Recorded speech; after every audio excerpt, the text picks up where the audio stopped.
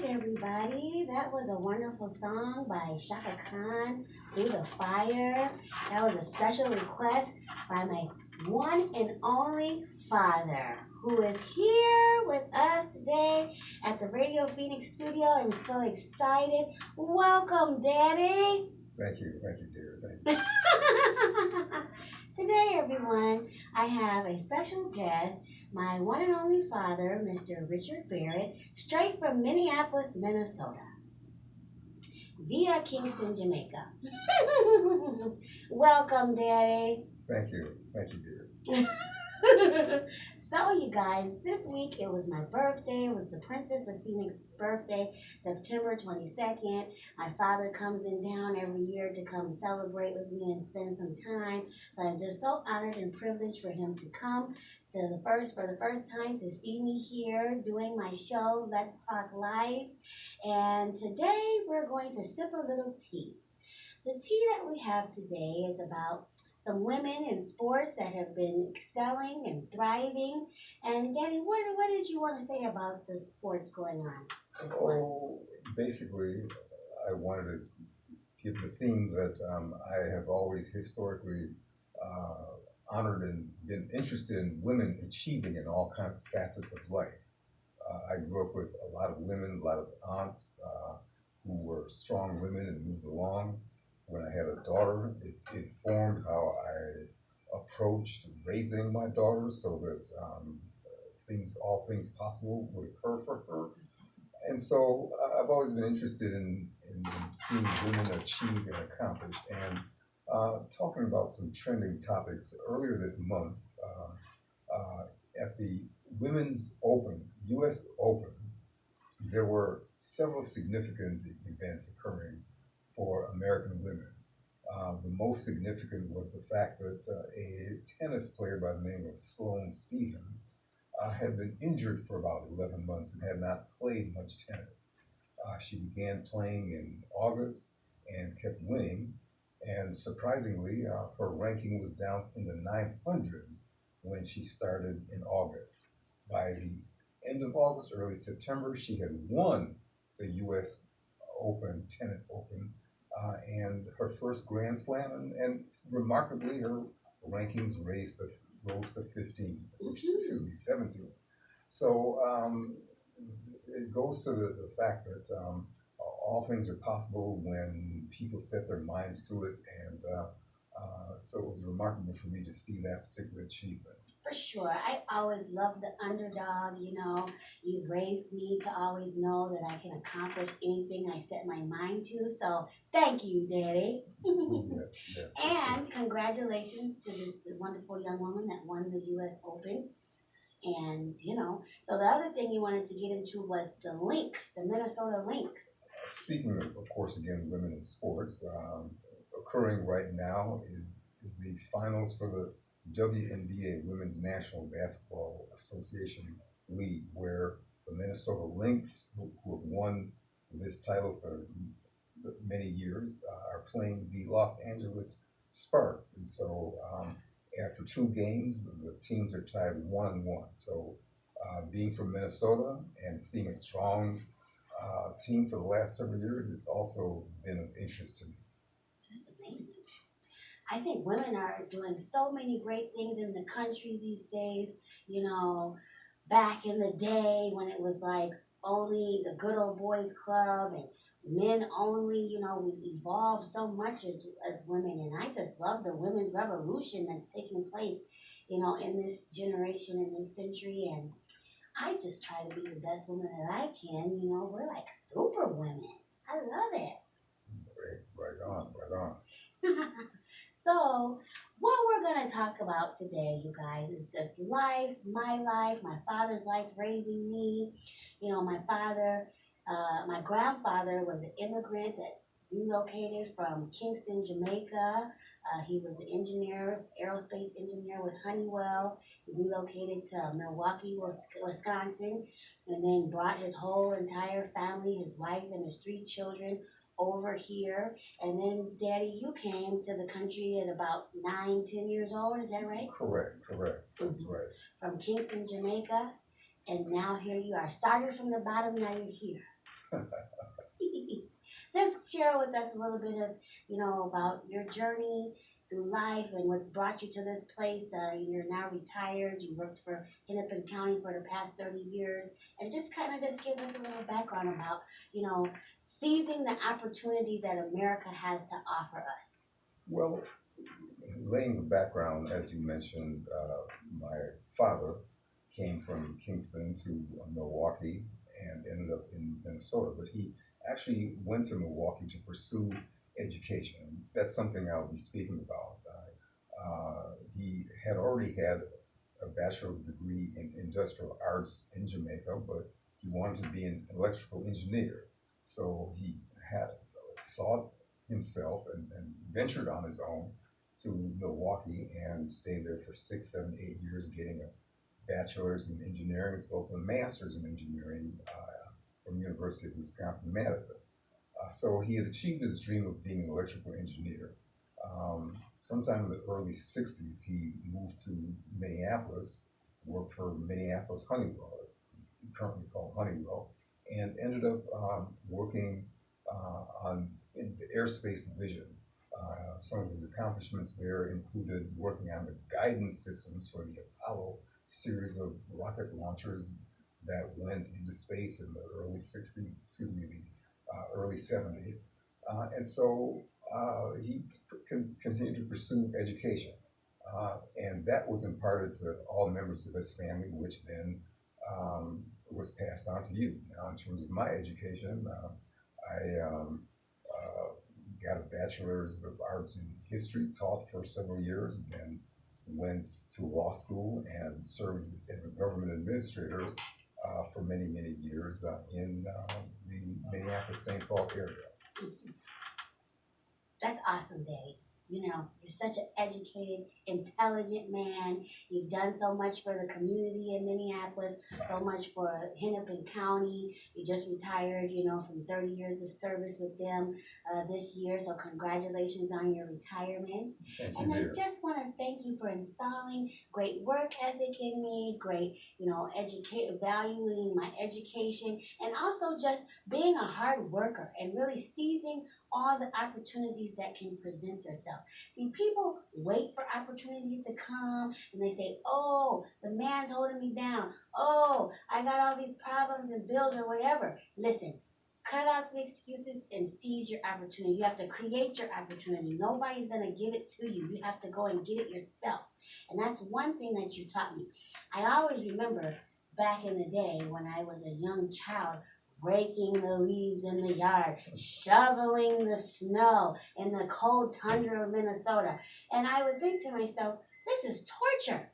But actually, it was installing, a great work ethic in me. I couldn't leave the house and go hang out with my friends until my chores were done. I wouldn't get any allowance until my chores were done. But now that I have 10 jobs, this is what has helped me to get to where I am. So thank you, Daddy. It's always good to be of many talents and many skills. You never know when they might come to be useful. Very true. And you always told me and taught me to learn a little bit about as much as possible. As long as you have an awareness or you have some understanding of things under your belt, then it can get you further. So thank you also. All right, everybody, that was our first segment of Let's Talk Life with Leticia Latrice, the Princess of Phoenix edition. Since we have my one and only father here, we will be back after this.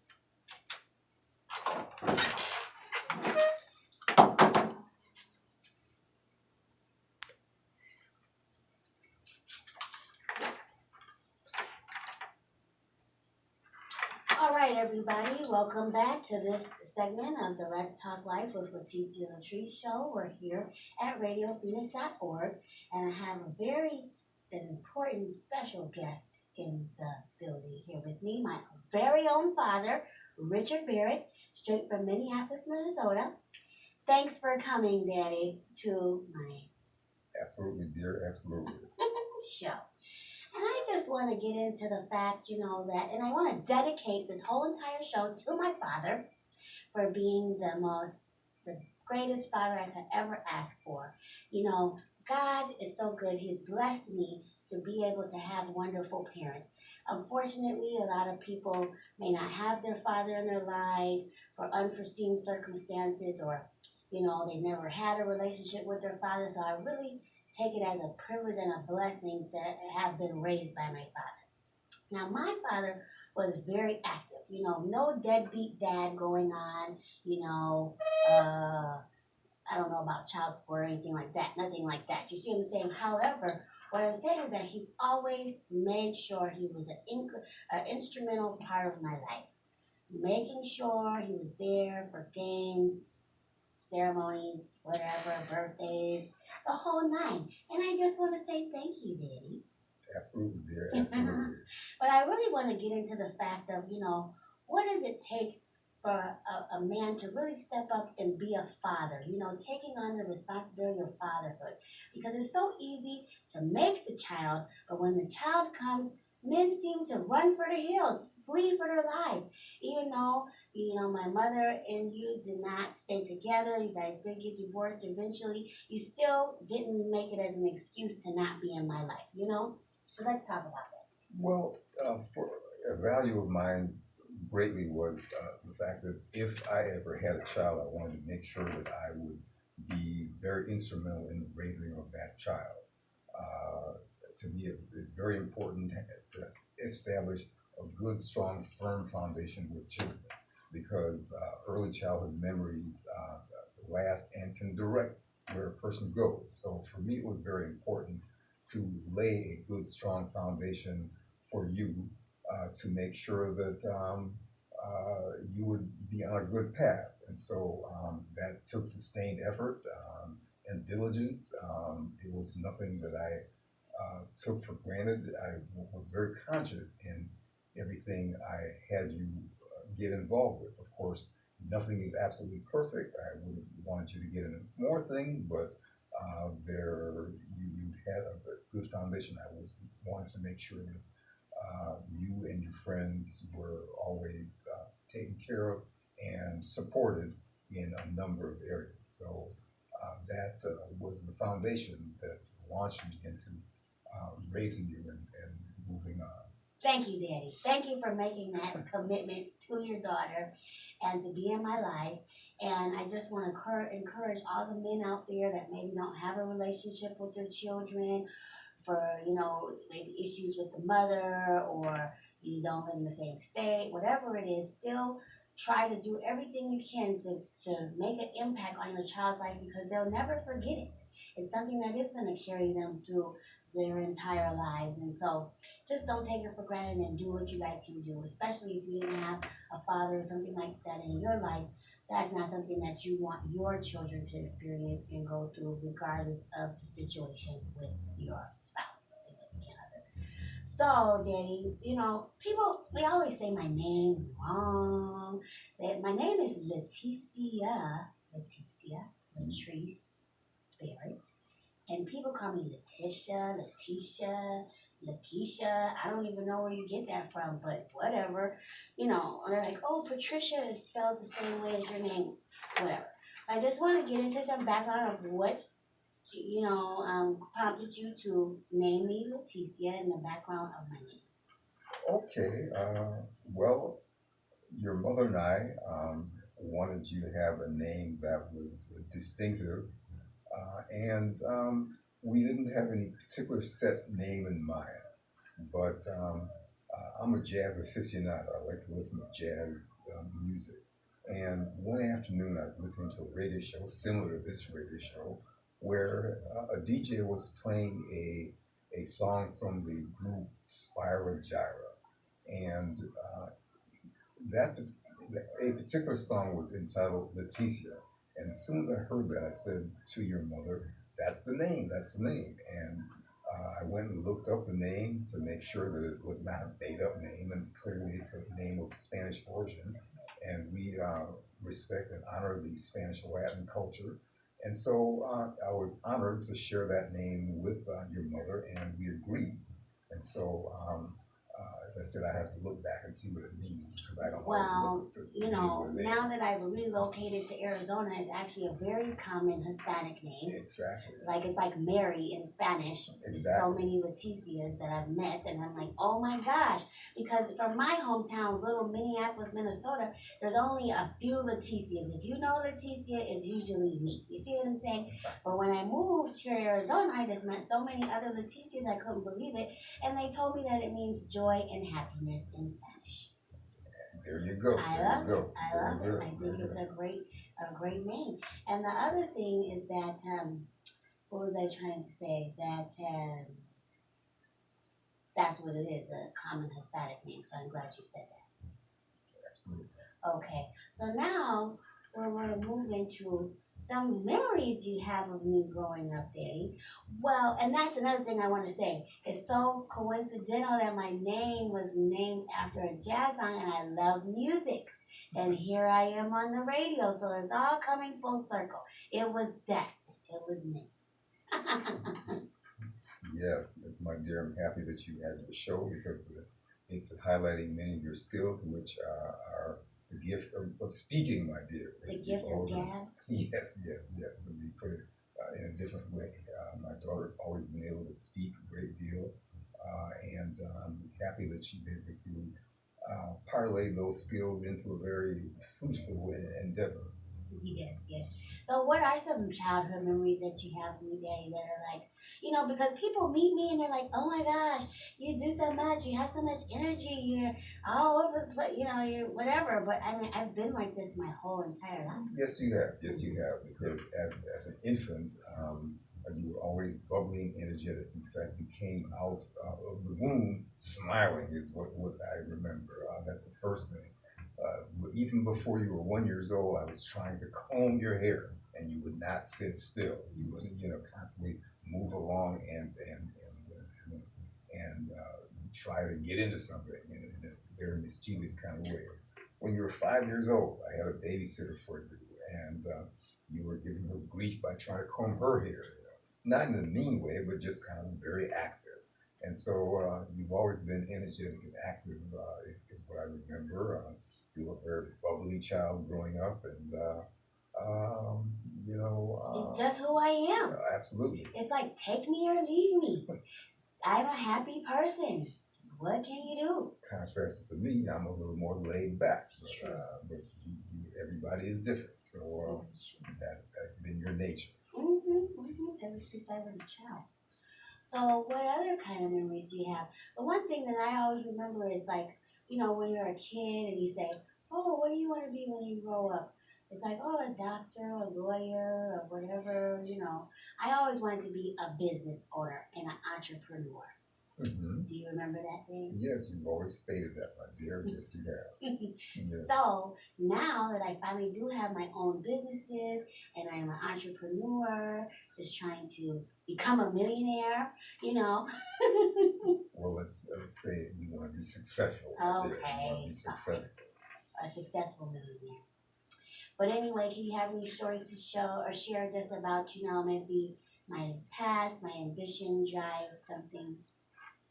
Uh, what I can say is that you were in school always a very good student. You were able to synthesize information quickly and parlay that to help organize things, as I remember, in junior high school and high school.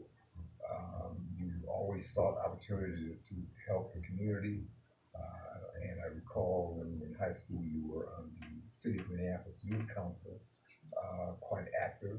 When you were in college, I believe you were in some organizations that sought to assist some international students, which allowed you to visit Greece in your last year of college. So, And I was on the student congress. yes, absolutely. I ran for class president of the college. Right. I didn't win, but that's okay. You did put an effort in, and you sought to expand your horizons all the time. So that was something that I saw and hoped and have seen it continue. So all the best to continue that. Thank you, Daddy. Thank you. Well, I just want to say that, I wouldn't be able to have come so far in life without my supportive parents. Nine times out of 10, they're the only people that I can really count and rely on. So I have to give you guys most of the credit for who I am as a woman. Great, yeah, very good, very good. Now, what I do want to share with you guys is just a little bit of my history and background. I was raised in Minneapolis, Minnesota, and I relocated to Arizona about 8 years ago. And when I came down here, I was laid off from my job, unemployed, unhealthy, depressed, all these things. And I decided to take my life by the reins. I said, you know what? I am in control of my own destiny. I can create my happiness. And that really can't be attached to anyone else, my ex husband, my friends, my family. So I really discovered myself coming here to Arizona is one of the best decisions I've ever made in my life.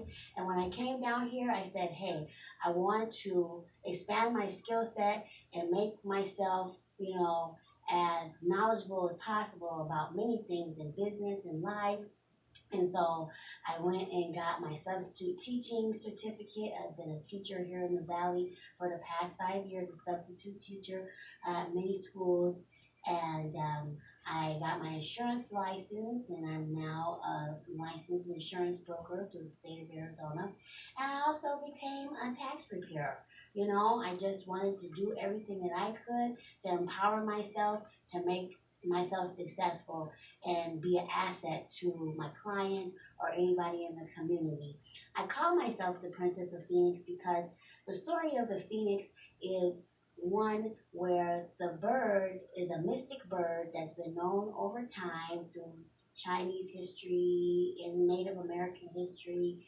And basically, the bird got so close to the sun or so hot that it burned to a crisp, and from its ashes it rose up into a beautiful creature, a bird that has everlasting life, or a bird that recreates and reinvents themselves.